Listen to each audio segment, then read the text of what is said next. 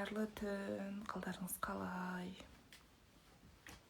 Әлі ұйықтамаған, Инстаграм шұқылап отырған, Ютуб қарап отырған оқырмандарыма түн жарық болсын дегім келеді. Және де алда сіздермен бір пайдалы, өзімнің бір ойлап жүрген, ойымда жүрген, түсініп қалған, біліп қалған дүниелермен сіздермен бөліскім келеді. Бүгін эфирдің тақырыбын қадірлі болғың келсе деп қойдым да. Любой адам мына өмірге келген соң барлық адам қадірлі, құрметті, абыройлы болғысы келеді.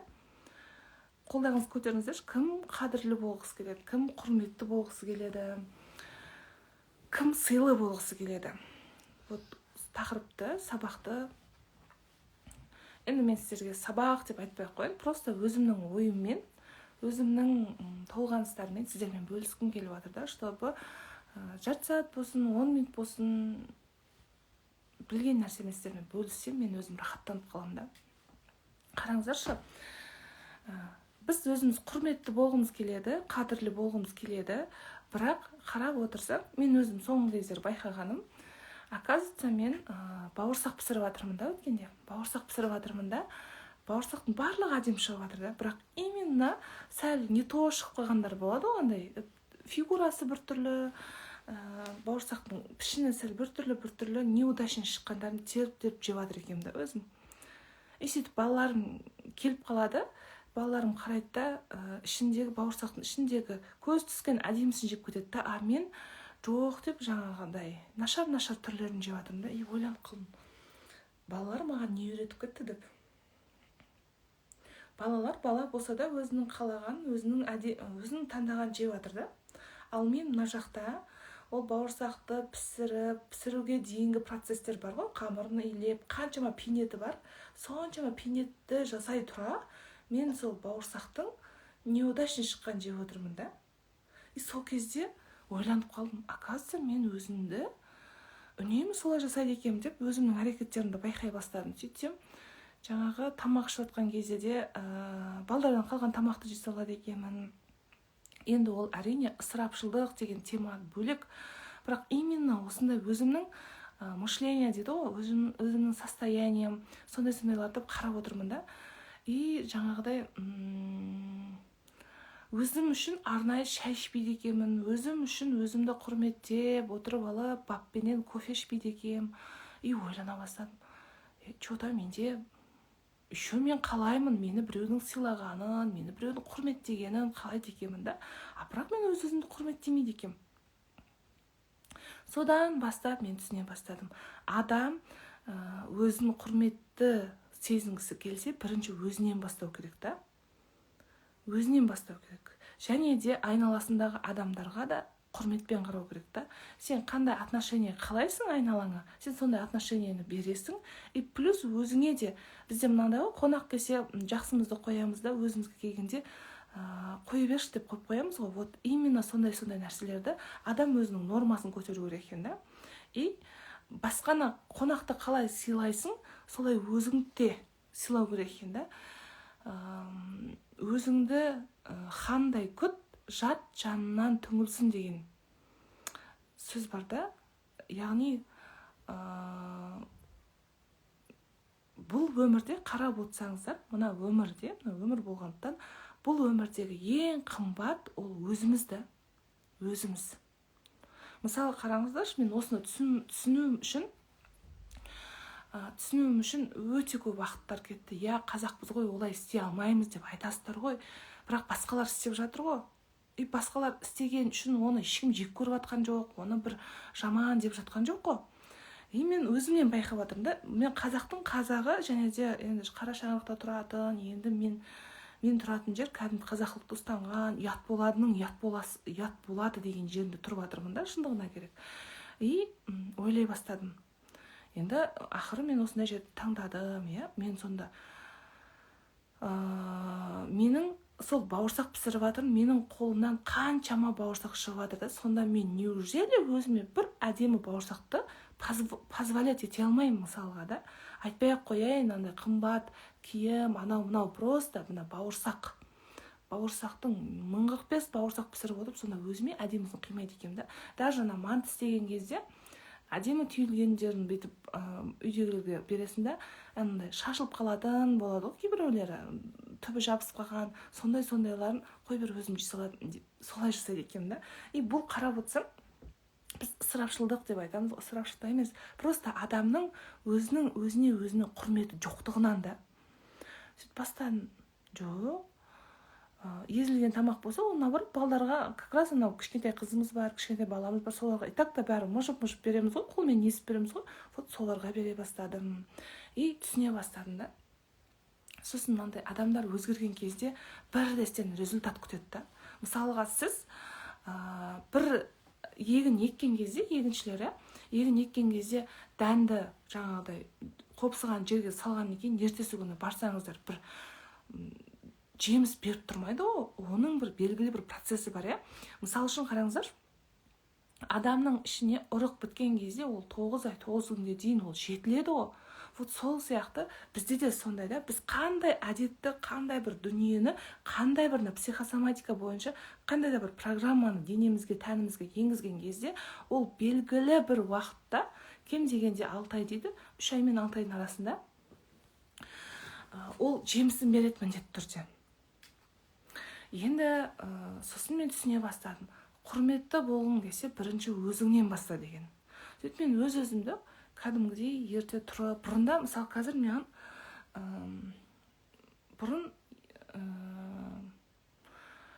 қазір енді сағат 5-те тұрамын ғой, мен 5-те тұрып, сиырым сауамын, одан кейін өзіме қараймын да. Сағат 5-тен сағат 8-де, 9-да балалар ұйқыдан тұрады ғой. 5-тен 8-ге дейін 3 сағат мен өз-өзіме арнайды екенмін да. Уже кәдімгідей организм требовать етіп тұрады да. Мысалға сен бір тәтті нәрсені жесең, соны жегің келіп тұрады, сол сияқты андай. Тәнің де андай не болады да, рахаттану сезімін біліп алған екен. Медитация, жаңағыдай зікірлер бар, жолдашатын, анау сондай ритуалдарын істеп рахаттанамын да. И қараймын. Бүгін апам айтады да, сен 5-те тұрғаныңды қайтейін, 5-те тұрып жүргеніңді қайтейін, шифонерді жинамайсың ба, холодильникті сүртпейсің ба дейді да. Ол тірліктер по-любому істелінеді да. Келін болған екен, оны и так та істейсің да. Сен сонда 5-тен 8-ге дейін ұйықтауыңа да болады ғой, ол тоже вариант да. Мысалға, мен ұйқым қанбайды, мысалға сағат 12-лерде жатсам, азанда сағат 5-те тұрсам, арзымайтын уақыт, мен ұйқының планы орындаймай қалды деп мен ұйықтауыма да болады да. Жоқ, мен ұйықтамаймын деп өзімнің тәнім үшін бір процестер жасап жатқан кезде, өзіме арнап жатқан кезде, мен не үшін ол жерде холодильникті немесе бір шкафты жуып отыруым керек, мысалға да. И так та ол жуылады ғой, күні бойы жуылатын нәрсе. И мен түсіне бастадым. Значит, менде өзіме өзім құрмет өсе бастаған. Ол жақсы. Неге? Себебі адам бұл өмірде өзі де Алладан кейін бізді Алла жаратты, одан кейін бізге. Если бұл өмірде біз болмасақ, біздің балаларымыз, күйеуіміз, мысалы күйеуіміз басқа әйел алып кете салады. Балаларымыз өгей шешенің қолына, енді балаға енді обал ғой, біз судить ете алмаймыз. Просто айтайын деп тұрғаным бұл жерде. Егер бұл өмірде өзің болмасаң, ешкімнің ештеңесі кетпейді да. Біз түсіндіре алмай жатқаным мынау ғой. Ал біз болсақ, әркімнің көңілін ойлап, анау ренжіп қалады, мынау ренжіп қалады, анау үйтіп қалады, мынау бүйтіп қалады деп бүкіл адамның көңілін табуға тырысады екенбіз да. Бірақ именно өзіміздің көңілімізді таппайды екенбіз да. Өзімізге құрмет көрсетпейді екенбіз. Өзімізге мәртебе бермейді екенбіз да. Және де ең жаман нәрселерді айтамын мен сіздерге қазір. Бірақ мен қазір әйелдердің энергиясын көтеретін жаттығулар жасаймыз ғой. И сосын бір сағатта жаттығулар жасап болғаннан кейін, уже өз-өзіне келгеннен кейін, біз былай телесная терапияда өзімізді құшақтаймыз. Қандай терапия бар да. Мысалға, біз обычно даже құшақтаудың өзін күйеуімізден, анамыздан, әкемізден, айналамыздағы бауырларымыздан күтеміз да, достарымыздан, мен құшақтасыншы дейміз да. Обычно біз өзіміз былай өз-өзімізді құшақтамайды екенбіз да. Тәнімізді былай сипалап, неге? Себебі осы ғой бізді алып жүрген да, әуелі Алла, сосын біздің теломыз ғой, бізді ары-бері сүйреп жүрген да. Біз оны ренжітеміз, оны жамандаймыз, оны еще сен толықсың, сені жек көремін, сен анаусың мынаусың деп өзімізді жерге тығып тастағанбыз да. Хотя бұл өмірде өзіміз құндымыз да. Өзің құнды болып, өзіңе өзің бақыт сыйлап, бақыт шаша білген кезде айналаң и так өзі өзгеріп кетеді сенің состояниеңе қарай. Білесіздер ма, не үшін мен психосоматика курсын әр үйден бір әйел оқып алсын деймін. Себебі әйел үйдің атмосферасы да. Әйел настроениесі жоқ болып, көңіл күйі түсіп жүрсе, ол бүкіл адамдарға хош не хош әсер етеді. Күйеуіне әсер етеді, үйінде енемен тұрған енесіне әсер етеді, бала шағасына әсер етеді, ол автоматом әсер етеді. Ал әйел қолпырып, жайнап, энергиясын шашып, көзінен от пайда болып, рахаттанып жүрген кезде барлығы да тура сол әйелдің состояниесіне еніп кетеді. Бұл ол арнайы бір жасанды емес. Мен сіздерге ертең сабақта айтам, толқын деген. Мен толқын, энергия көтеру, квантовый скачок деген сабақтарында айтам да, ол автоматом толқын энергия деген жетіп кетеді, таралып кетеді да. Сен қандай нәрсе шығарасың, сол нәрсені айналаңдағы адамдар сол нәрсеге соған шомылады да, былайша айтқанда.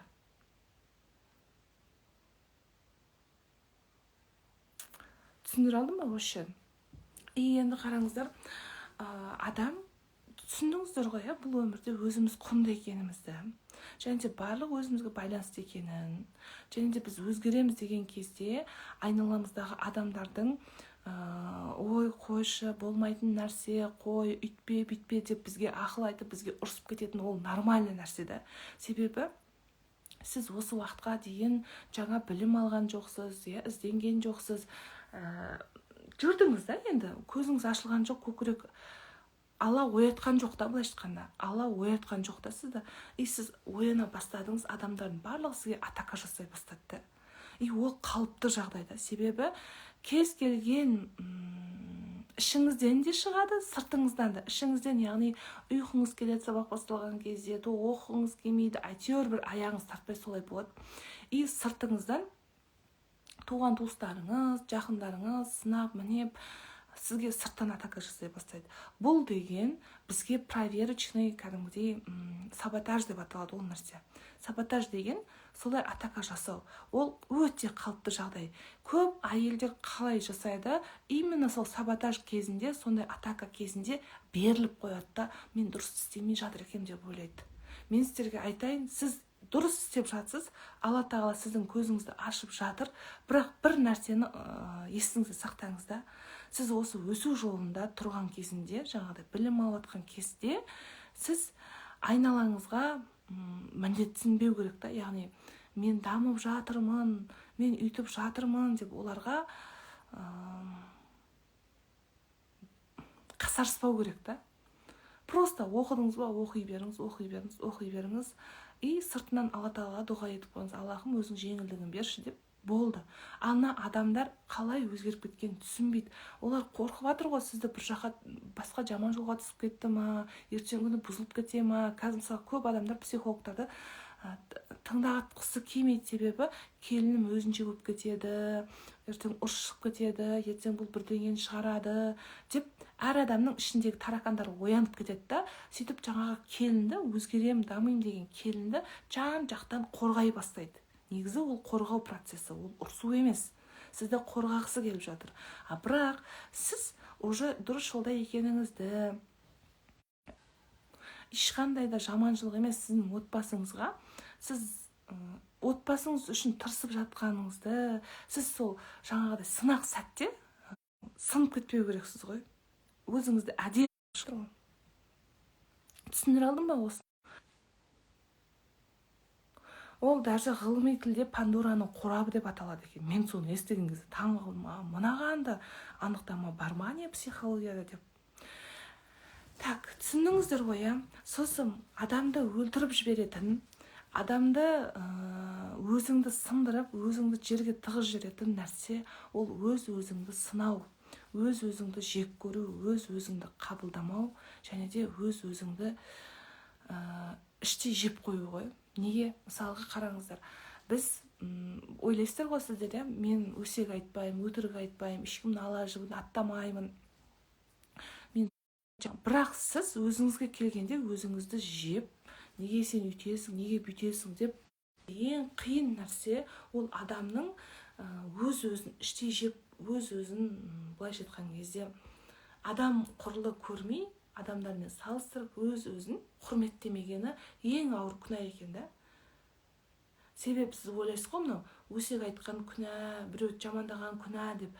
Ал сіз ешкімді жамандамасаңыз да, просто өзіңізді жек көрсеңіз, неге мен бұндаймын, неге деп өзіңізді осуждать ете беретін болсаңыз, сезімнің өзі ол Алла Тағаладан келіп жатады да. Кез келген дүние біз просто құлымызда, бізде право жоқ та өз-өзімізді кемсітуге, өз-өзімізді жұртпен салыстыруға, өз-өзімізді жегідей жеуге болмайды бізге. Түсінесіздер ма? Болмайды. Бұл өмірдегі ең құнды нәрсе өзіміз, және де бізге денсаулығымызды, бізге берілген нәрсенің барлық аманатта, біз отырамыз да өз-өзімізге зұлымдық қыламыз, өз-өзімізді қинаймыз, өзіміздің тәнімізді сыйламаймыз, жанымызды сыйламаймыз. Болмашы материалдық дүниелерге, материяға адамдар да кіреді. Біздің көзімізге көрініп тұрған нәрселердің барлығы материяға кіреді ғой. Материя үшін біз рухымызға зұлымдық жасап қояды екенбіз да. Рух деген нәрсе ол мәңгі өлмейтін нәрсе да.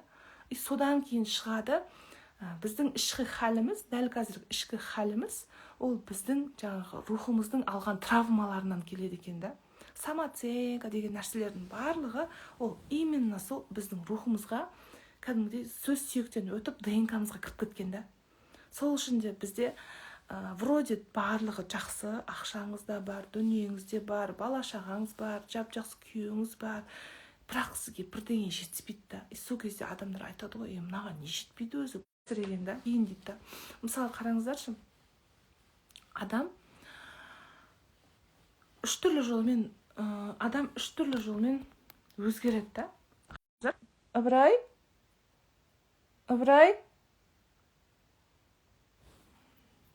күйеуімнің вайфайым отқан едім, жыпылықтап жатыр ғой. Адам өзгерте алатын үш нәрсе бар да. Біріншісі ол сырт келбетін өзгертеді. Мысалы қараңыздар, мен қазір мынау Гизияның мен эфирма не болды?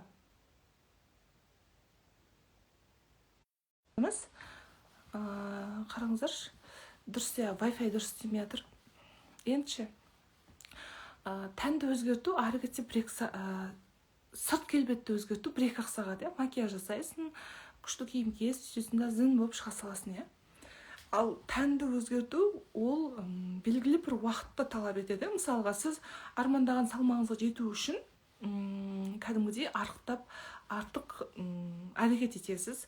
Сөйтіп бір қарасаңыз, немесе толасыз, немесе арықтайсыз. Сөйтіп сіздің тәніңізде белгілі бір уақыттар керек та, оған өзгеріс кетеді. Және де ол да әжептәуір күшті талап етеді, тәннің өзгерісі. Ал енді ең қиыны, және де екінің біріне беріле бермейтін мүмкіндік ол рухты өзгертуді. Рух. Мысалға, именно бізде психосоматикада біз рухқа әсер ете аламыз. Рухқа болғанда адамның самооценкасына, ішкі халіне әсер етеміз да. Біз адамның жанына әсер етеміз, сол жан деп айтсам түсініктірек болады ғой. Жанына әсер етеміз. Мысалға, біздің жанымыз неше түрлі установкалар, неше түрлі дүниелерге уже ауырып қалғанда, жараланып қалған, жүрек жараланып қалған, жаны жараланып қалғанда, біз сол жараланып қалған жерге, былайша айтқан кезде операция жасап, жаңа өмір береміз да. Сөйтіп біз сол нәрсені жасағаннан кейін белгілі бір уақытта біз жаңағыдай жерді қопсытып, дән сеуіп, белгілі бір уақытта ол жемісін береді да.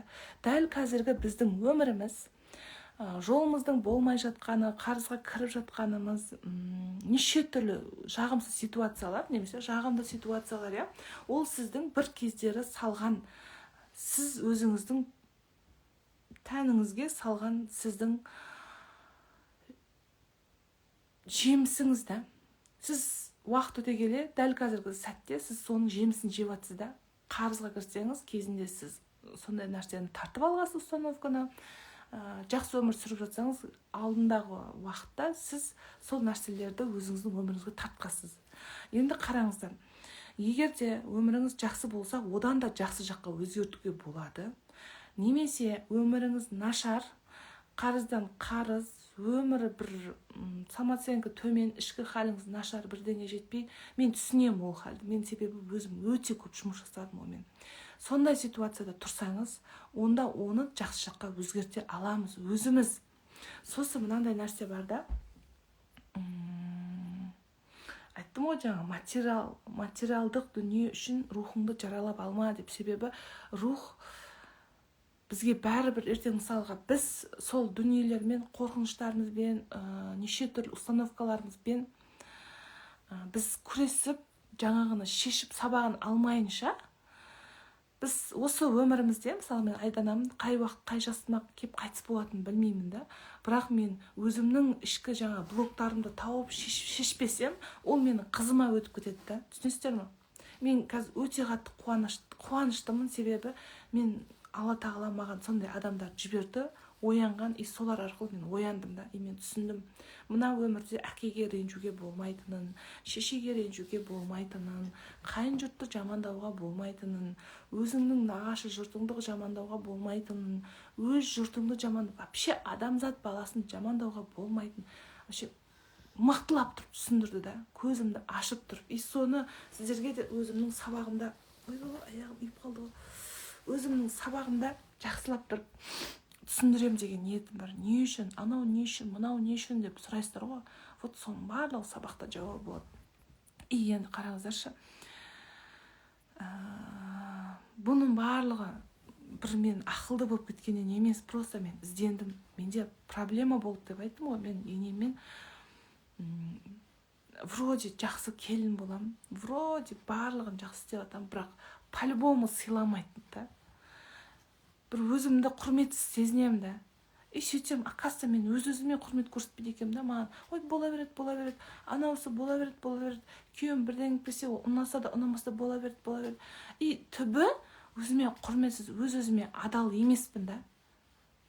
Өзіме не қалайтын нәрсені ашып айтпаймын. Вот сол нәрселердің барлығы ішкі хал да. Және де жаңағыдай блоктар, біз сіздер ойлап отырсыздар ғой, әкеге не деп ренжисің, шешеге не деп ренжисің деп. Көңіл бір атым насыбайдан қалады. Сен онымен беттесіп, бет жыртысып ұрыспасаң да, өзің әке-шешеңмен болмайтын сәттер болады. Мысалға, екі бауыр болса, мен өзім бала-шағам бар ғой, 5 бала-шағам, бір-бірімен ұрысып жатады да. Енді бала болған екен ұрысады ғой, бірақ әңгімелерін тыңдасаң, не болды деп екеуінің разборкасын шешуге келесің ғой. Сол кезде сіз мені жақсы көрмейсіз ғой, ана балаңыз менен қатты жақсы көресіз ғой. Болмайтын нәрселерді, бірақ сол болмайтын нәрселерді ол ішінде сақтап қалса, ол өмір бақи оны блок қылып көтеріп жүреді. Ертең үйленсе де, мамам мені жақсы көрмейді, ана баласын жақсы көреді деп әйеліне жамандап отыруы мүмкін. Солай өз-өзіне блок жасап алады да. Ол блогы өзінің бала-шағасына өтіп кетеді да. Мысалға қараңыздаршы, менің үлкен балам сабағын жақсы оқымайды.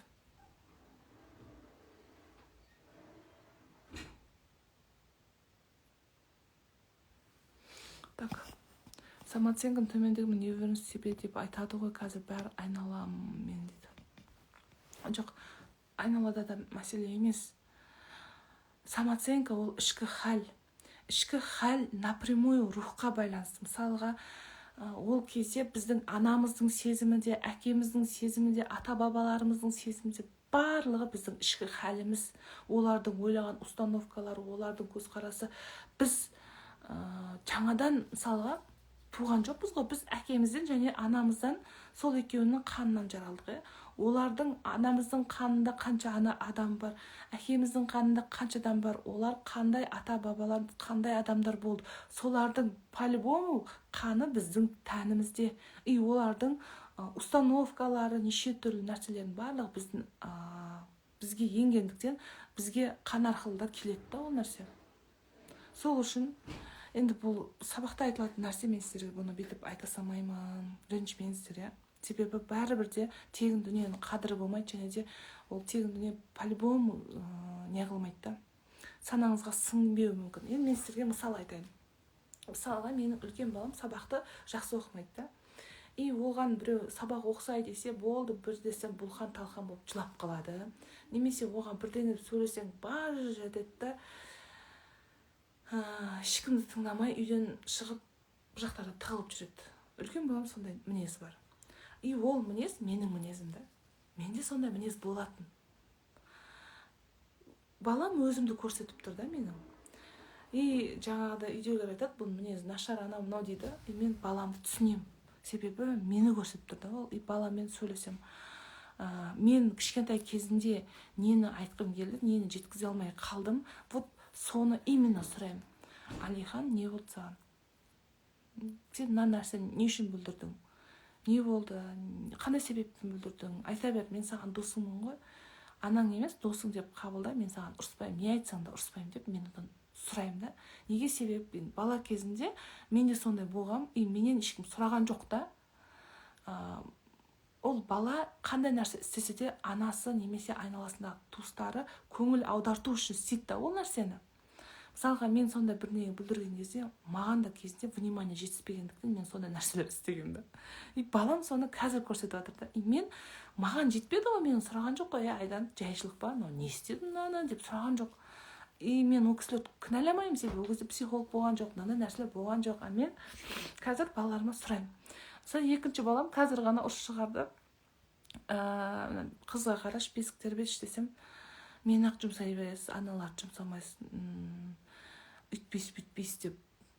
Қарап отырсам, мен бұрында сөйтетін едім, үй жинайтын едім да, жанында адамдар үй жинамайтын еді. Сосын мен как будто өзімді золушка сезінетін едім да, сөйтіп жылайтынмын.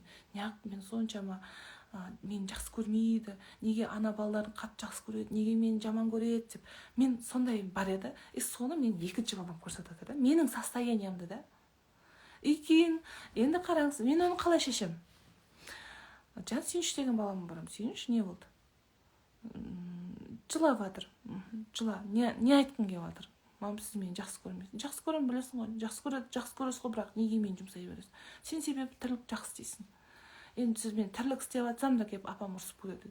Енді сондай болып қалды ғой енді деп. И ананың кезінде менен адамдар сұрамады ғой, сен не үшін жынданып жатсың? Мысалға, үй жинап жатқан кезде ананы істе, мынаны істе деп ұрса айтады ғой. Сол кезде мен жыным шығатын. Неге маған ұрсады? Мен вроде тірлік істеп жатырмын. И тірлік істеп жатсам да мен жексұрыммын деп айтатынмын. И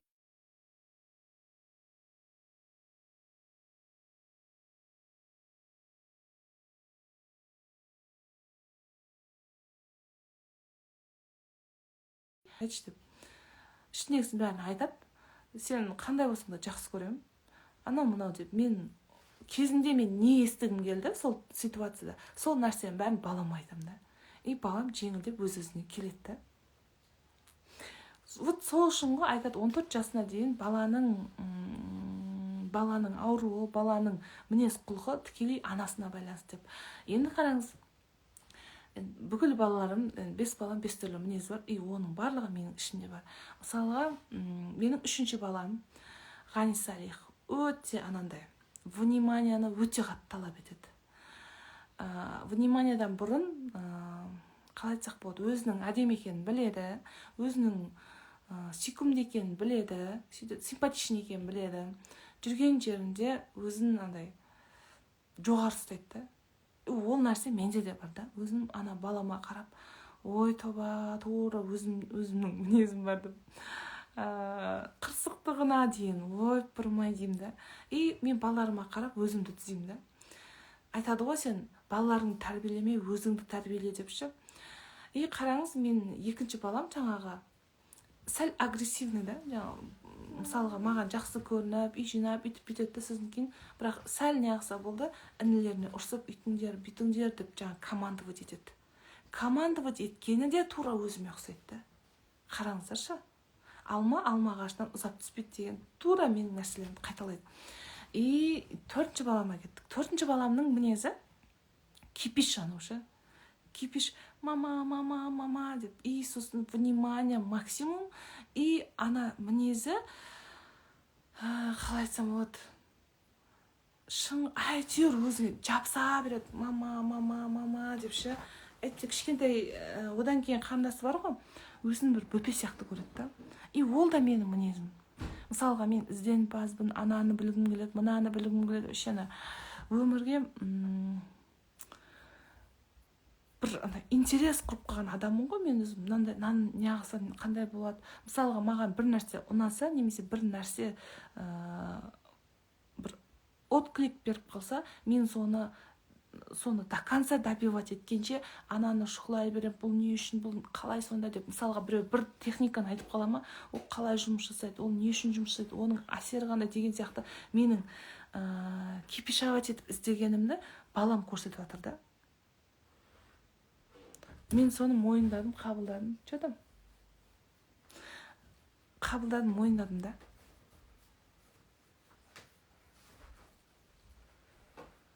И мысалға қазір енді қызым бар ғой.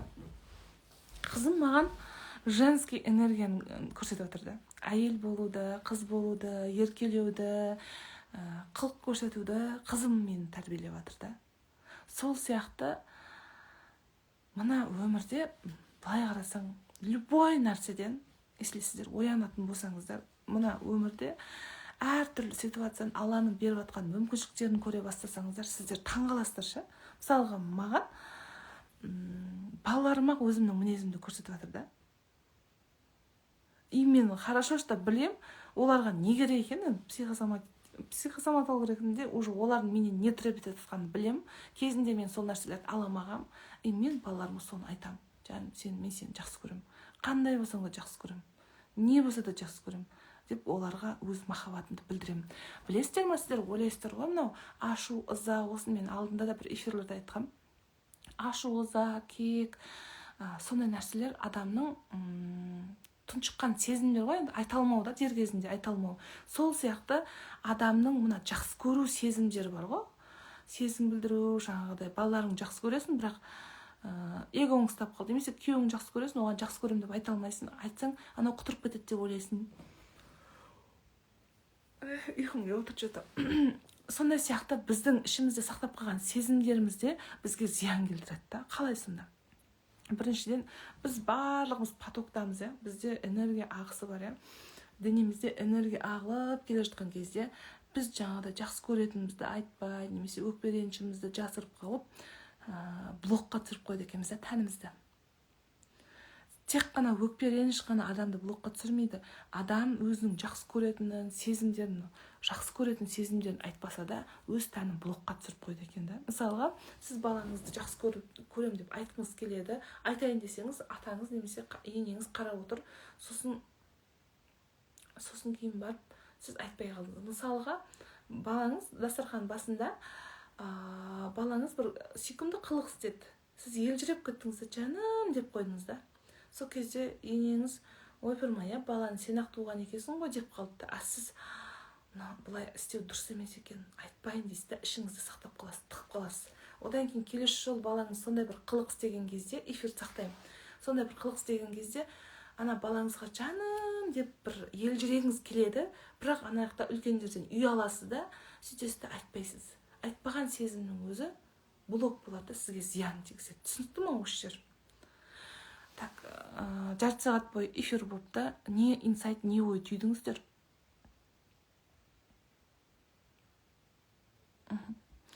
Өздеріңізді не в коем случае, қандай ситуация болса да, өзіңізді таңдаңыз да. Менің подругам бар, психолог. Я выбираю себя дейді, үнемі. Қандай ситуация болса да, я выбираю себя деп айтады. Неге? Себебі адамды өзінің тәні, өзінің жаны ғана алып шығады, любой ситуациядан да. Біз сеніп қаламыз. Дұрыс, ана, бауыр барлығына сенген дұрыс, бірақ әркім өзінің жауапкершілігін өзі алу керек. Анаңызды жақсы көріңіз, әкеңізді жақсы көріңіз, бауырларыңызды жақсы көріңіз, бүкіл адам баласын жақсы көріңіз, бірақ сіз бәрінен де өзіңізді биік қою керексіз да. Ол тәкаппарлық емес. Сіз өзіңізді жақсы көріп, оны қалай бар солай қабылдаған кезіңізде өзіңізде өзгеріс бола бастайды. Сіз үшін барлығын тәніңіз жасауға тырысады. Шындығына келгенде біз миымызға құйып. Бұл деген нәрсе тек қана миға құю. Мысалға, ми далаға просто так жаңағыдай дәндерді топ кетіп жатыр да. Дәндерді ми дала әшейін жатқан жерге, топырақ қопсымаған, жері өңделмеген жерге барып, біз просто білетін нәрсеміздің барлығын, жаңағыдай өнімнің барлығын просто огородқа сеуіп кетіп жатырдық та. Бірақ ол огород қопарылмаған, аударылмаған, иә, тегістелмеген. Қараңыздаршы. Ал бізде именно психосоматика сол адамның жанын емдейді. Адамның жанын емдейді.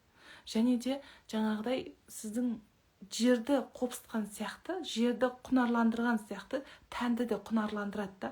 Тән құнарланған кезде біздің миымызға қандай дүние егіледі, сол нәрсе жемісін береді. Мысалға мен айттым ғой, бұрындары тек қана ана қандай эфир болды? Тек қана негативно ойлай беретінмін. Негативно ойлай бердім. И білем да, что бұл дұрыс емес екенін. Психологиялық тұрғыдан не ойласаң, соны тартатынды білем да. Бірақ ойлап қоя беретінмін да. И неге ойлап қоя беремін десе, менің ішкі халім, самооценкам, ішкі халім дұрыс емес та. Адам қалай ішкі халін реттейді, солай оған дұрыс ой келе бастайды да. Бізде право бар да, шифонерден қалай киім таңдаған сияқты, біз ойларымызды спокойно таңдай аламыз. Если сізге жаман, енді адам болған екен, ақпараттық заман болғандықтан неше түрлі жаман ойлар келеді, жаман ақпараттар келеді. Бірақ сіз оны саналы тұрғыда өзіңіздің түп санаңызға өткізесіз ба, өткізбейсіз ба? Ол сіздің қолыңызда да. Мысалға қараңыздар, сіздердің барлықтарыңыз Инстаграмда отырсыздар, иә?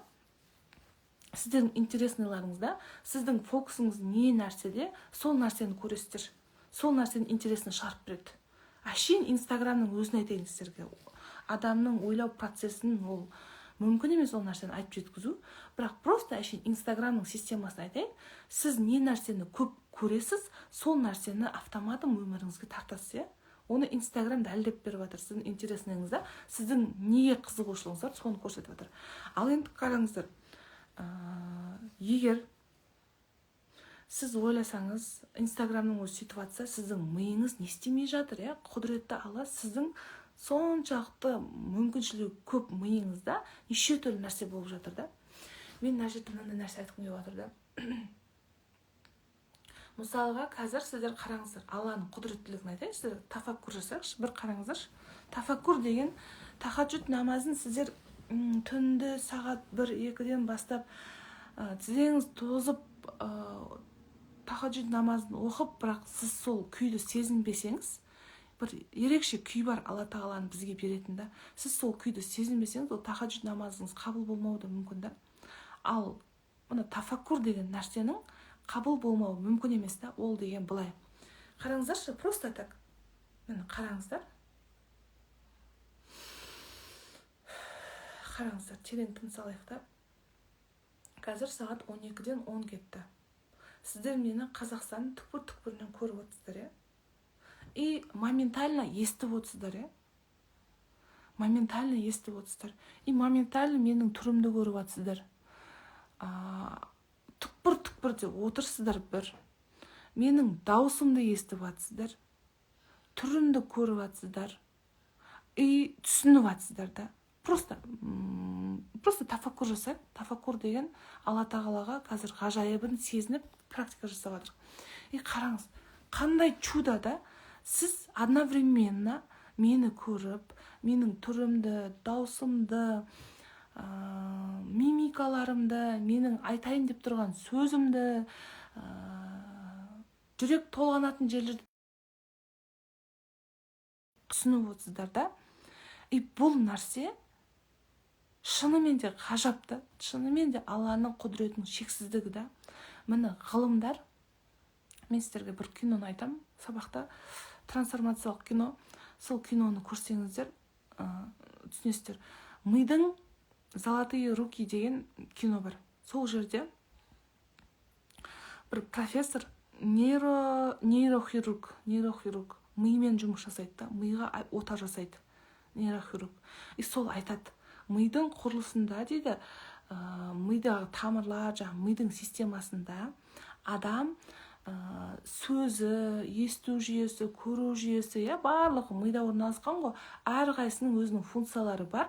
И оны аппаратқа салған кезінде әрқайсысы, мысалы қараңыздаршы, мен сіздерге сөйлеп жатырмын, аузымнан сөз шығу үшін де менің миым бір нәрсені қорыту керек қой.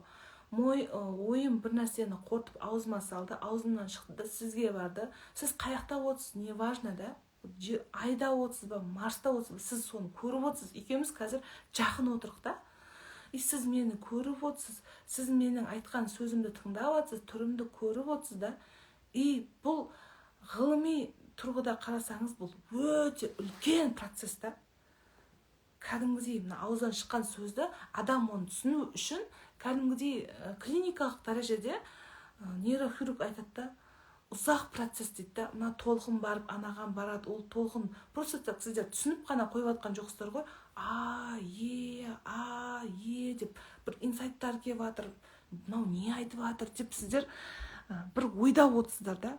Бұның барлығы Алла Тағаланың құдіретінің шексіздігінде да. Тафаккур деп осындай нәрселерді айтады да. Мысалы қараңыздаршы, Алланың құдіреттілігін сезінуді, қалай деп. Мысалға, мына осы прямой эфирді, сіздер қанша 100 адам көріп отыр, сіздер бір-бірлеріңізді бір толқында отырық та, былайша айтқан кезде. Сіздер қалай шексіз ғой, мысалы, қалай мүмкіндік деген. Осыдан 10 жыл бұрын өйстіп прямой эфирде отырасың, қаншама адам сені қарайды, сенің сөзін тыңдайды десе, мен сенбес едім. Алла Тағала қалай істеп қойған дейсің да. Мысалға, мынандай сәттер болады, адамның, сіздер енді көзім ашылады, бір нәрсені түсінемін деп көріп отырсыздар ғой. Мысалға, бір отырыстарға, бір жерге барам, қасында отырам, ол адамнан мысалы қасында отырып сөйлесуге мүмкіншілік болады да. Бірақ ол сөйлеспейді да. Неге? Себеп Алла Тағала оның пока что жүрек көзін жауып тұр да. Ал жүрек көзі ашық, мен өзгеремін, мен бір нәрсені түсінгім келеді, мына әлемнің бір құпиясын, бір тылсым дүниесін түсінгім келеді деген адамдар жердің жан-жағында отырса да мені көріп отыр, напрямую аузынан шыққан сөзді сразу қағып алып ойынан өткізіп жатыр да. Бұл деген тафаккур да. Мысалы қараңыздаршы, қарапайым ғана босанған ананың кеудесінен сүт шығу да. Мысалға, сіз жүресіз да, босанғаннан кейін сізден сүт шығып жатыр да. Қалай Алла Тағала қалай жаратқан, Ол сүтті не үшін жаратты? Ол сүтпен ана баласын емізсін, баласын тойдырсын деп жаратты да. Бұл қандай дүние, мына Алла Тағаланың құдірет, әрбір жаратқан нәрсесінің құдіреттілігі да. Мысалы, сіздер ойламаңыздар, кәдімгі мен эфирді бекерден-бекер көріп отырмын, мен уақытым кетіп жатыр. Жоқ, мен арқылы сіздерге біреу Алла Тағала түсіндіріп жатыр да. Мысалға, өткенде мен осының сабақтарымда айттым, ұят болса да. Мысалға, біз жүгіріп барып туалетке бара саламыз да, дәретке барамыз да, үстеміз да, дәретке барамыз да, сөйтіп қайтпасқа тірліктеріміз істеп жүре береміз да. Ал шын мәнінде қаншама адамдар бар, просто дәретке шыға алмайтын да. Больницада жатыр да, әшейін кіші дәретке шығу үшін медсестраларды мазалап, қиналып, қанша дәретке шығу процесі деген қаншалықты қиын нәрсені бастан кешіріп жатыр да. Бізде сондай бір Алла Тағала тафаккур деген осындай нәрселерді, мына Аллахым қандай күшті, сен теп-тегін менің 12 мүшемді сау қылып, мен спокойно өз қажеттіліктерімді өтей аламын деп ше. Енді қараңыз, тафаккурдың ең күштісі ауа. Мысалы қараңыздаршы, біз дүниеге келген кезде бізге ауаны Алла Тағала просто так бере салды да. Сол сияқты жер бетіндегі қаншама мына бидайды, мысалға, сіз нан жегіңіз келеді. Бұрынғы заманда мен келмей түскен кезде бұяқта да не алатын, нанды диірменге барып өткізіп кеп, сөйтіп нан жабатын ғой, мына қайын жұртымда ше. Сол кезде қолдың ұны ғой. Сол кезде мен ойланам да, ол қолдың ұнына дейін қаншама процесс болды ше. Қаншама процесс, бидайды екті, оны тазалады, оны өткізді, қаншама адам оны, енді не деген еңбек та. Бірақ қарап отырсаң, Алла Тағала өлтіріп жатқан жоқ та. Сол ситуацияда мысалға қаншама қиын кезеңдер болған ғой. Мысалы, ата-аналарымыз айлық бермей қалған кездер, сол кездерде де ата-бабаларымыз, ата-аналарымыз аман қалған да. Ол да Алла Тағала өлтірмеген да, ажалың жетпей өлмейсің дегенінше. Сондай нәрселерден біз қандай күшті, қандай құдіретті, қалай жаратқан, иә деп біз таң қалсақ, алла тағаланың жасаған құдіреттілігіне таң қалған сайын бізге как будто тағаджуд намазын оқыған сияқты сауап беріледі екен да. Деп ше, қалай, иә деп. Мысалға біз просто қазір отырамыз да тамақты жей саламыз. Тамақты қалаған тамағымызды былай шайнап тамақ жей саламыз да. Ал қаншама ауырып жатқан адамдар бар, тамағынан әшейін су өтпей жатқанда. Біз сөйтіп отырып, еще неблагодарныймыз да, неге мен жолым болмайды, неге ондай деп еще Құдайға өкпелеп, Құдайға өкпелегенмен қоймай өзіңді кінәлайсың ғой. Неғып мен осындаймын, неғып мен андаймын, мынандаймын деп. Сіз қашан өзіңізді критиковать етіп, өзіңізді осуждать еткен сайын, сіздің жолыңыздың болмаған. Сіз өзіңізді кінәлаған сайын, міне, әлем айна дейді. Сіз өзіңізді жамандап жатсыз ба, ол сол нәрсені шығарып береді. Мен жаман ба, боптынды деп жамандап жатқан нәрсені шығарып береді. Сізде сол нәрсені түсініп тұрсыз ғой, иә? Осознанно ойлануыңыз керек. Мен қазір өзімді жамандасам, мен қазір жамандықты аламын. Жақсы нәрсені айтсаң, жақсылықты аласың. Адамда таңдау беріліп қойған. Бастан таңдау берілген. Біз жақсы өмірді таңдауға болатын кезде неге біз жамандықты таңдаймыз да? Мысалы, қазір сіздер жаңа бір постыма осы психосоматиканың бәле болды дейді. Ал шын мәнінде психосоматика оның өмірін өзгертіп жіберуі мүмкін да. Ал ол бәле болды дейді. Қалай деймін да, иә? Сосын қараңыздаршы, біздегі бір сезімдер, жаңағыдай көре алмаушылық, іштарлық, мысалға сіз біреуді көре алмай жамандап қойыңыз мүмкін да. Сіз жамандап қоясыз да, сосын өзіңізмен өзіңіз оны біреудің алдында мойындамайсыз ғой. Адам өзінің кінәсін біреудің алдында мойындамайды ешқашан. Өзімен өзі қалған кезінде бәрі іштен өзінің ары мазалайды. Неге үйттім, неге мен оған үйттім, мынау негізі іште дұрыс болмады деп сөйтеді да. Сөйтеді да өзін кінәлап кетеді. Мен негізі дұрыс адам емеспін. Неге мен сондай болдым, неғып мен іштім тар болды деп одан бетер өзін кінәлайды да. Ал шын мәнінде сізде құнды кім? Сізде құнды өзіңізсіз да. Сіз өз-өзіңізді сыйламай, өз-өзіңізді іште жеп давить етіп жатқан кезде сырттағы адамдар сізге не істемейді? Сіз өзіңізді құрметтеп жатқан жоқсыз да. Сырттағы адамдар не күтіп отырсыз сіз?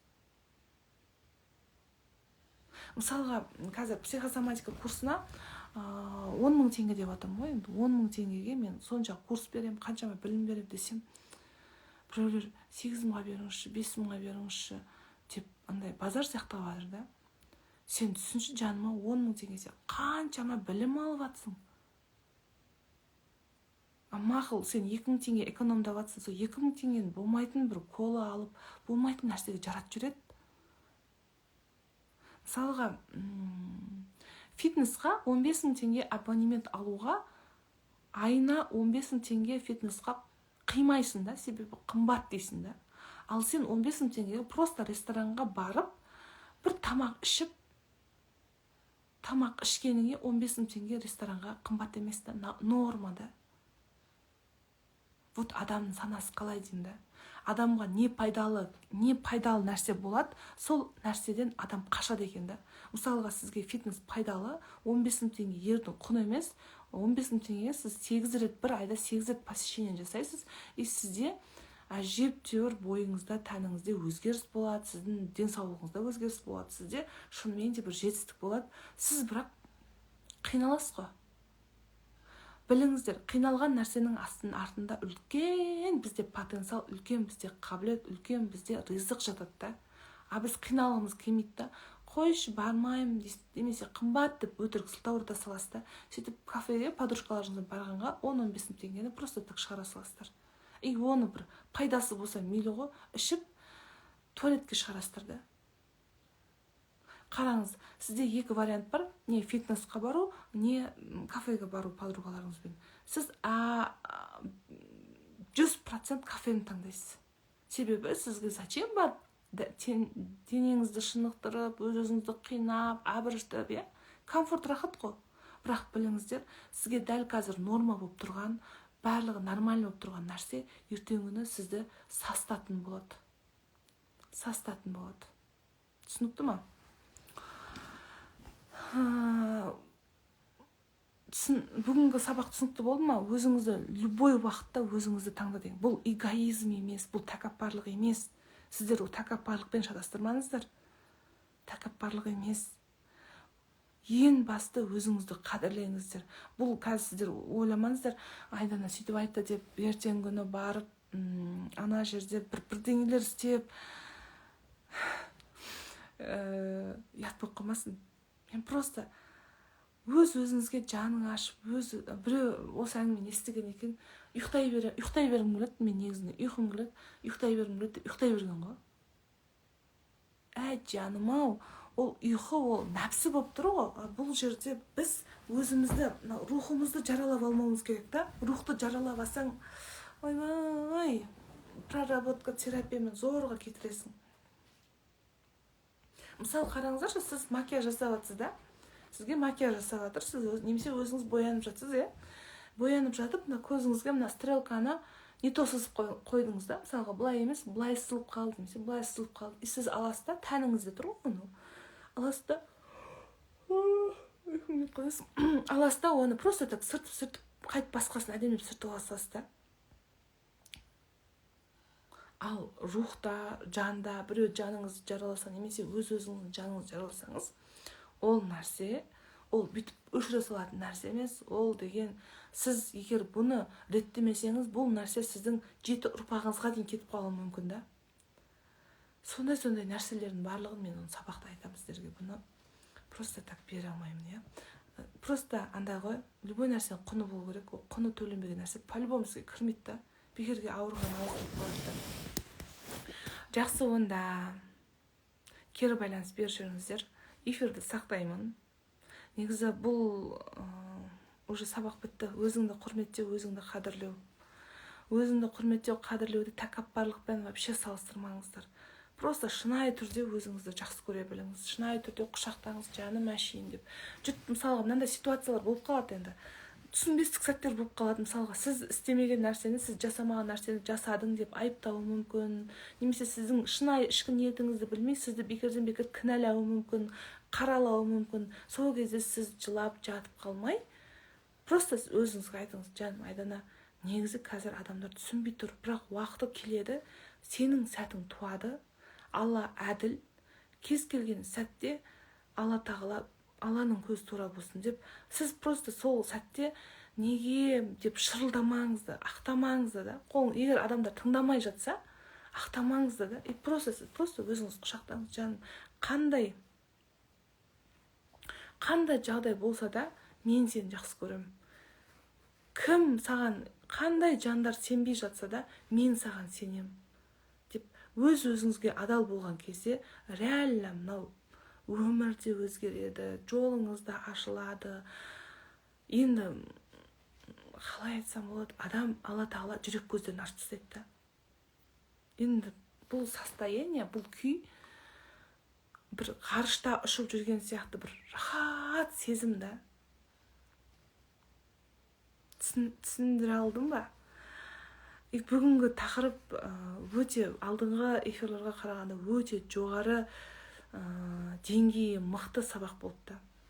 Себебі бұл нәрсені түсінген адам түсініп қалды. Негізі көп нәрселер айтылды. Бірақ ешқашанда өзіңізді ренжітпеңіз. Ол деген сөз, тағы да айтамын, тәкаппарлық емес. Күйеуіңіз сізге ұрсып жатса, онымен бірге бір ұрыс төбелес демеймін. Просто кім не десе де, просто өзіңіз жаныңызды жаралап алмаңыз да. Әркім, сізде мынандай таңдау бар.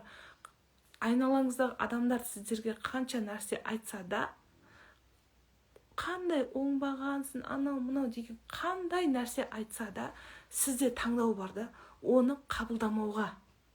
Ол сенің ойың деп просто так қоя салыңыздар.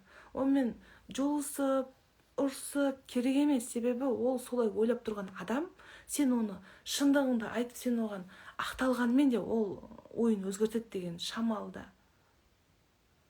Саған қандай атака жасаса да, сен просто өзің таңда, сен өзіңнің қандай екенін білесің ба? Алла бар, Алла барлығының ақысын алып береді. Түсіндіре алдым ғой, любом ситуация өзіңді кінәламаңыз. қандай нәрсе болса да ол Алланың жоспарымен болып жатыр да. Сіздің басыңызда қандай бір оқиға болса да Алланың жоспарымен болып жатыр. Және де вообще ақталмаңыздар да. Себебі шын мәнінде саған сен неге үйтесің, Дана, сен неғып бүйтесің деп саған ұрысқан адам, ол сен ақталсаң да ол ұрсады да. Зачем саған ақталып өз-өзіңді? Керек емес. Уақыты келгенде ол түсінбесе, бәрібір де Алла тағала сені ақыңды алып береді. Керек емес та. Мен соны енді түсіндім. Түсінген нәрсем сіздермен бөліскім келеді, Алла разылығы үшін. Түсінікті ғой, иә? Просто өзіңізді бар болғаныңыз үшін жақсы көріңіз. Мысалға, мен Айдана, бар болғаныңа рахмет. 1 сағат бойы аузыма сөз салдың, 1 сағат бойы сен сөйледің. Бір сәтке де мүдіріп не айтам деген жоқсың, бұрынғыдай ойың жан-жақта болып шашыраған жоқсың. Бір тақырыпты даканса алып шықтың, жарайсың. Қаншама оқырманға пайдаң тиіп жатыр. Алла тағала сен арқылы олардың көзін ашып жатыр, жарайсың. Не деген бас, не деген ми деп өз-өзіңді қабылдап, өз-өзіңді құшақтап, өз-өзіңе алғыс айтқан кезінде қалай екенін білмеймін. Алғыс айтсаң алғыс келеді, қарғыс айтсаң қарғыс келеді. Бумеранг да. Түсіндіре алдым ба? Ене қабылдамаса не істеу керек дейді. Вообще енемен проблема негізі анамен да. Мен мысалға енемен проблема болып жүрген кезінде, оказывается, мен анамнан болып жатыр екен да. Оның барлығы түбі анам болып шықты да. Мен түсініп, анаммен проработкалар жасап, осы психосоматиканың жолында неғаған кезде, өңдеген кезінде, енді анаммен ұрысқан емеспін. Просто анаға қыз сияқты еркелемейді екен да. Қызы сияқты прям махаббатпен, анашым деп мейірленбейді екен да. Мен қалай анаммен солай отношениям турладым. Ішімде блоктардың барлығын шештім. Енемен автоматом отношениям дұрысталып кетті. Бұрында ене болған екен ұрсатты. Енді ұрыспайтын ене көрген жоқпын. Ене болған екен ұрсат, бірақ оның әр сөзін көңіліңе ала берсең болмайды ғой. Мен бұрында сондай едім. Қазір де ұрсады, қазір ұрыспайды, ойбай күшті болып кетті деп айтпаймын. Ұрсады. Бірақ мен бұрынғыдай жүрегіме жақын қабылдап, жатып, жылап қалмаймын да. Апа ұрсады. Ұрсыз болған. Апа қойшы, настроение түсірмеңші, істеймін деп қоямын. Болды, ол кісі де сразу қоя салады да.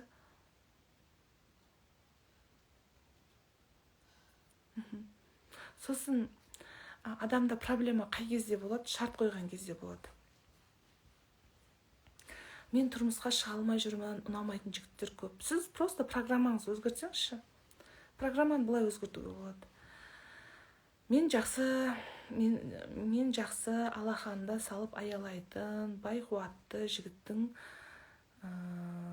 күйеудің әйелімін деген сияқты жақсы нәрселер ойлаңыз. Сіз каждым разым мен тұрмысқа шыға алмай жатырмын десең, шықпайсың деген жауап келеді. Мен тұрмысқа шығамын, сондай адамға десең, вообще адамның проблемасы негізінен дұрыс запросқа дұрыс жауап келеді да. Сіз қандай нәрсені шығарып тұрса аузыңыздан, сол нәрсені ғана аласыз да.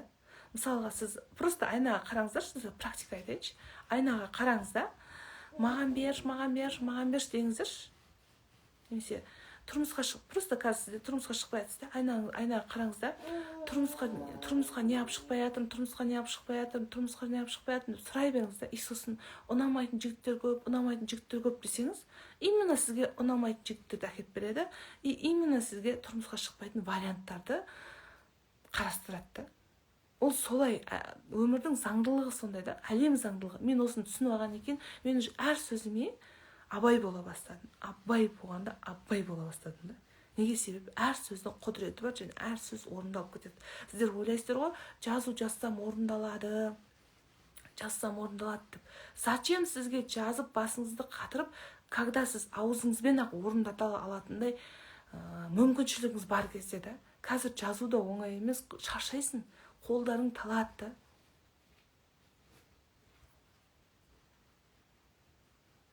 Күшті нәрсе ма? Күшті нәрсе. Тәуелсіз қарым-қатынасқа қалай қол жеткіземіз? Сабақтағы туралы айтылама дейді. Тәуелсіз қарым-қатынасқа қол жеткізгіңіз келсе, сіз жауапкершілікті өзіңізге алып үйреніңіз. Қазір көптеген адамдар жауапкершілігін әркімге артып қояды. Мысалы, қазір мен сабағыма сіздер келулеріңіз мүмкін. Сабағыма келгеннен кейін жауапкершілікті маған артып қоясыздар да. Жауапкершілік маған артып қоясыздар. Айдана үйрету керек, айдана оқыту керек, айдана менің бойыма сіңіру керек деп жауапкершілікті маған артқан кезде, жауапкершілікті өзіңізге алмасаңыз, біреуге артсаңыз, сіз өзгермейсіз. Сіз өзгергіңіз келе ма, нәтиже шыққыңыз келе ма, аласыз да жауапкершілікті өзіңізге аласыз. Мен Маржан бүгіннен бастап осы психосоматика курсын алып жатырмын. Квантовый скачок, энергия көтеру барлығын алып жатырмын. Мен бүгіннен бастап Айдананы ақша төледім. Айдананы маған өзгертіп Алла Тағала жіберді. Так, бүгіннен бастап мен жауапкершілікті өзіме аламын. Не болса да Алла Тағала маған көмектес. Маған көмектес.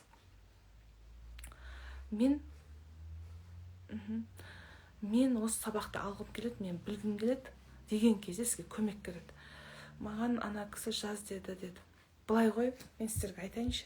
Мысалға, мен жүрегіме қазір 100% адалмын да. Жүрегіме адал болған кезде маған сигнал келеді жүректен да. Жазба,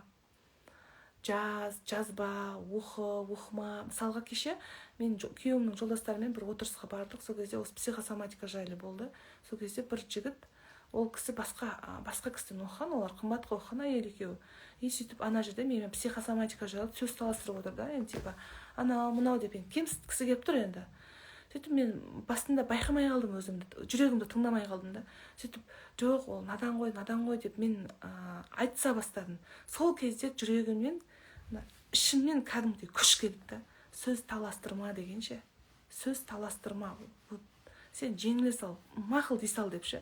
И мен мақыл деген сияқты ары қарай сөз таластырған жоқпын, айтып қойды. Сонымен балаларыммен жүрдім енді. Бір айналып келсем, жаңағы менімен сөз таластырған жігіт, күйеуімнің достары ғой, Айдана сөйлеш дейді да. Неғып сен әңгіме айтпай қойдың? Неғып сен сөйлемей қойдың? Бұрынғыдай емессің ғой. Мен сөйлесем маған мешать етіп отыр да. Зачем маған энергиямды құртып, қанша ақпараттармен бөлісіп да, хотя мен пайдалы нәрсе айтамын десем, эго қосылып тұр да оларда. И ана жүрек айтпа деген нәрсе тыңдадым ғой мен онша. И белгілі бір уақыттан кейін менің сөзіме мұқтаж сияқты, Айдан неғып сөйлемей қойдың деп қояды да сол адам ше. Қалай деймін да. И сосын қараңыздар, мысалға менің жүрегім, мен басында жазбады емес, жаздым мен, неше түрлі нәрсе жаздым. Кері байланыс беріп қойыңыздаршы, неше түрлі нәрсе жаздым. 21 күн бойы жаздым, 1 жыл бойы жаздым, не деген блокнот, не деген нәрселер бар. И қазір мен жазбаймын. Мен жазған емес, айтқан нәрселерім орындалып жатыр да. Зачем маған жазып, когда айтқан нәрсем орындалып жатқан кезде. И бір ғана вариант бар менде, ауыздағы сөзге абай болу да. Жақсы нәрсе айтсаң, жақсы нәрсені тартасың, жаман нәрсе айтсаң, жаман нәрсе тартасың. Сенде вариант бар болса, неге сен жамандықты айтасың? Сен дура болмасаң да, ақымақ болмасаң, неге жамандықты айтасың да? Жамандықта орындалып кететінін біліп тұрып, саналы түрде сен дура болмасаң, жақсы нәрсе айтасың ғой. Жазбай-ақ қой. Енді қараңыздар, менің уровенім сондай болып тұр да. Енді сіз жазатын дәрежеде, мысалға мен кезінде жаздым ғой, жазатын дәрежеде ол жазғандарым да орындалды. И мынандай нәрседе жазған да орындалады, айтқан да орындалады. Бірақ мынандай нәрсе бар. Жазған кезде көп адамдар психолог болып кеттім, психологияның дипломын алдым, психолог болып оқып алдым, одан кейін психосоматиканы оқып алдым. Бұл менің миссиям, маған ұнайды, прям рахаттанамын. Қараңызшы, мысалға жазатын адамдар, қазір сіздер жазу дұрыс па, неге анау үйтеді, мынау бүйтеді деп, сіздің жүрегіңіз бар. Алла Тағала барлығымызға жүрек берді, барлығымызға таңдау берді. Сізде жүрек бар. Ол кісіні тыңдап, ол кісінің амалын істеуге болады, мені тыңдап, менің амалымды істеуге болады. Бірақ әркім по-любому жүрегіне жақын нәрсені таңдайды. Енді қараңыз, жаз депті, мақұл. Сіздерге барлықтарыңызға жаз деп мен жазғызасам болады да. Жазғызасам болады. Бірақ адамдар сауатсыз жазады да. Сауатсыз деген сөз басқа кісіден жоқ, адамда таңдау бар. Кімнен оқысаңыз, одан оқыңыз да. Ол сіздің таңдауыңыз, жүрегіңіз не дейді? Адам жүрегін тыңдау керек та. Вот именно адамдар жүрегін тыңдамайды. Ананың сөзі, сіз менен сұрап тұрсыз да. Жазайын ба, жазбайын ба, ананы оқиын ба, мынаны оқиын ба. Жүрегіңіз не дейді, соны істеңіз. Жүрек ешқашан алдамайды. Бірақ проблема в том, что адамдар жүрегін тыңдай алмайды да. Жүрек көзі ашылмай жатыр да.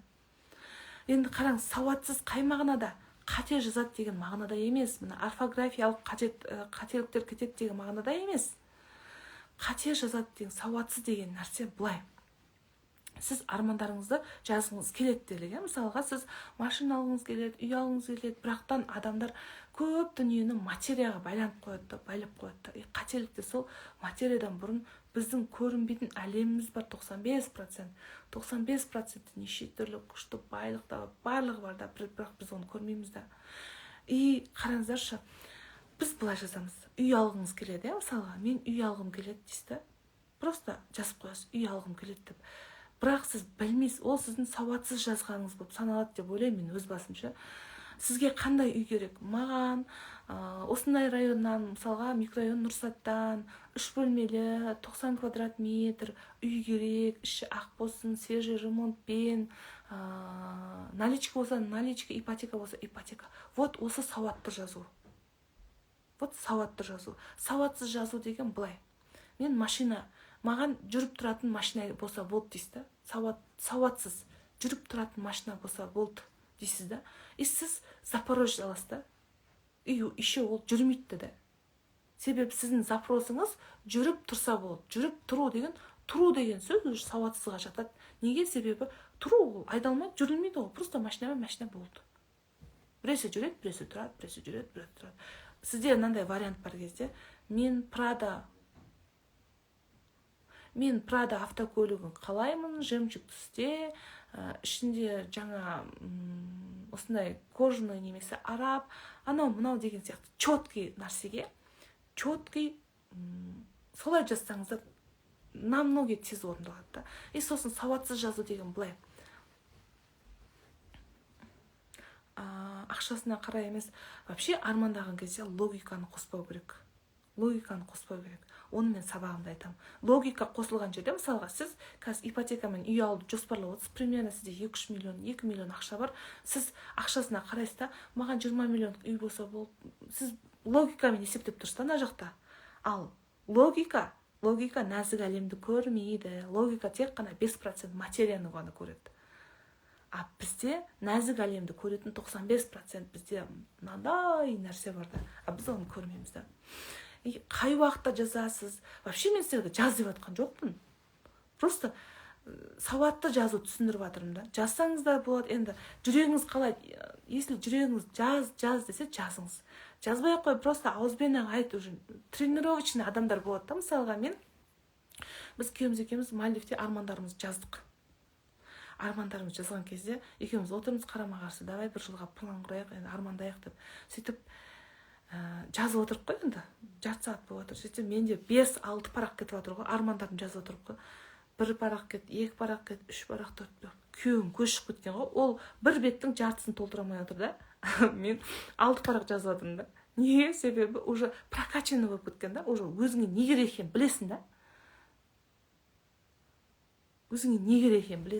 И сосын жаңағы сауатсыз жазу деген мынандай. Мысалға, мен күйеуімнің арақ ішкенін қаламаймын.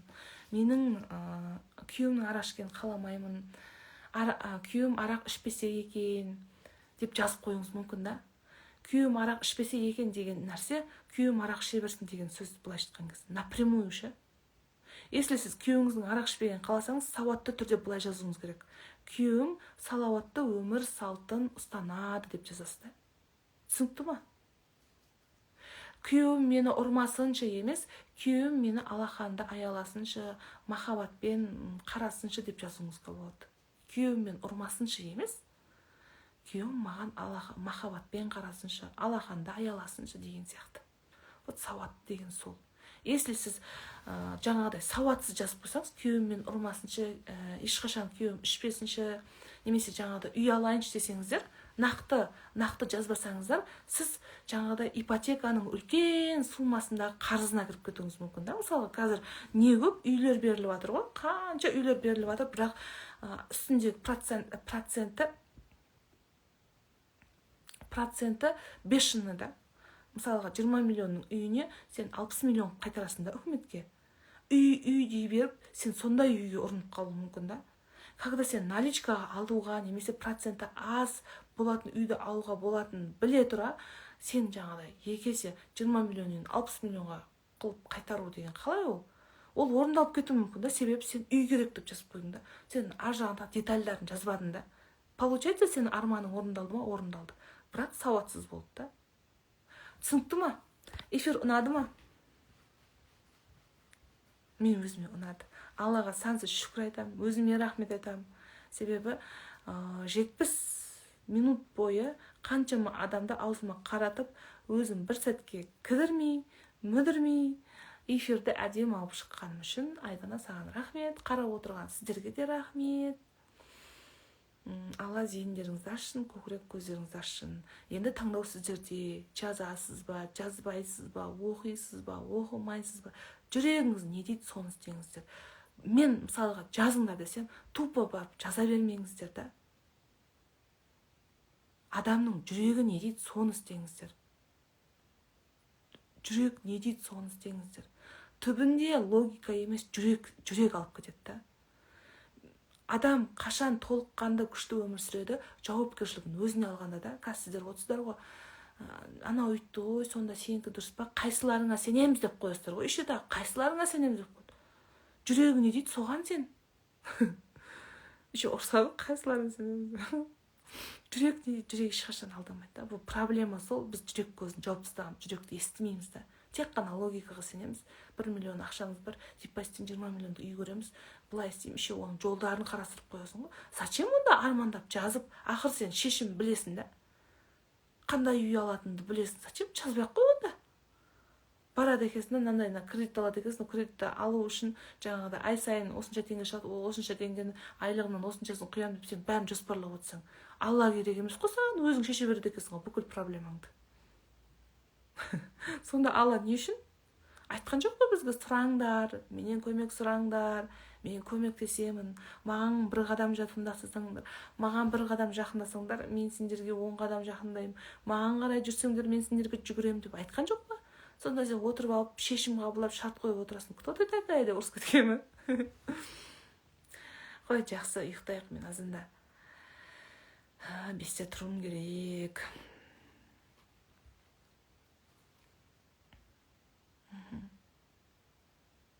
Адам жауапкершілікті өзіне алған кезде да бүкіл өмір өзгереді. Сіздер қорықпаңыздар, мен жауапкершілікті алып не істеймін, мен анау-мынау. Алла бар бізде. Алла бізді өлтірмейді.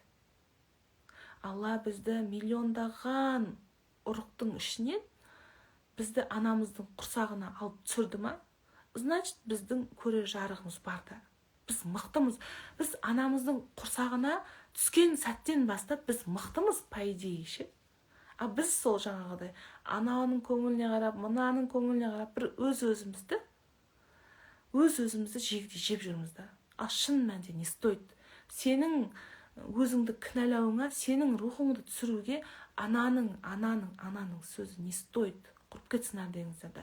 Мен өзіме өзім құндымын, өзіме өзім адалмын, мен өзімді жақсы көремін деген кезде, мына тәніңіз қандай нәрсені құйдыңыз, сол нәрсені шығарып береді. Мен мықтымын десеңіз, мықтылықты шығарып береді. Мен күштімін десең, күштілікті шығарып береді. Мен әлсізбін, мен сорлымын десеңіз, сорлылықты шығарып береді. Когда сізде таңдау бар, күштілікті таңдауға таңдаңыздар. Күштілікті таңдаңыздар, молшылықты таңдаңыздар. Мына өмірдің кереметін таңдаңыздар. Сіздерде мүмкіншілік бар. Барлығымызда мүмкіншілік таңдау бар. Вот сондай. Мынандай ғой. Мына эфирді сақтаймын ғой, сақтағаннан кейін кім қандай, қазір мен сақтағаннан кейін кім қандай инсайт алды, осы 1 сағат, 1,5 сағат өтті ғой, сайра бұлбұлым болыппын ғой, кім қандай ой түйді, мынау донет ретінде